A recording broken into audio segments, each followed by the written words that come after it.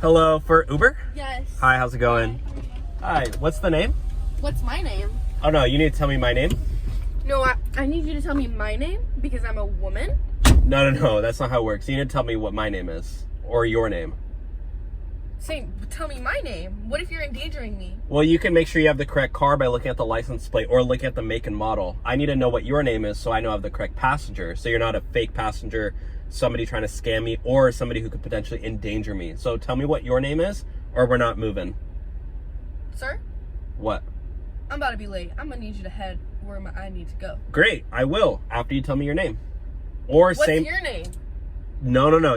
I need you to say my name. If I say my name, you could just be like, yeah, sounds good. Like, anybody could say that. Okay, but I'm a woman? Oh, you're a woman? Yeah.